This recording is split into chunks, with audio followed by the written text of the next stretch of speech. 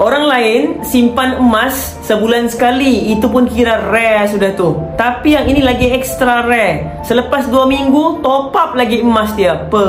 Dia cakap apa? Tahniah Puan P, beliau withdraw emas lagi dalam masa 2 minggu, dah 2 keping. Jadi yang komen ni adalah dealer bawah Empire saya lah. Dia cakap customer dia tu dalam masa 2 minggu tambah lagi gram emas. Jadi tunjuk gambar, kalau saya tak silap tu 5 gram lah kan, 5 gram macam ni.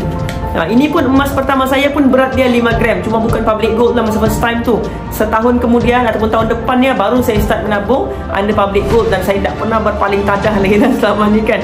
Jadi kalau tengok dekat sini 5 gram ni, kalau anda mau jimat, instead of anda beli outright purchase, beli physical terus, better anda beli dan menabung dekat gap dulu. Sama ada mau beli seketul terus untuk 5 gram punya harga, menabung dalam gap juga walaupun anda sudah ada duit cukup. Sebab kalau anda beli emas 5 gram ni dekat luar daripada account gap, maksudnya dekat website, harga dia akan mahal. Boleh tahan banyak juga beza dia.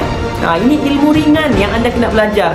Jadi 5 gram ni cantik, menabung dalam gap sama ada sikit-sikit ataupun lamsam beli, lepas tu baru anda withdraw kemudian lah. Ingat, bukan emas yang menjadikan kita kaya tapi ilmu. So anda kena follow saya supaya lebih banyak lagi kisah-kisah inspirasi kejayaan dan juga ilmu dalam emas dan kewangan yang anda boleh dapat. Kalau anda mau bermula, tekan link dekat bio tulis isi biru, nanti saya benarkan anda join tim saya. Follow for more tips.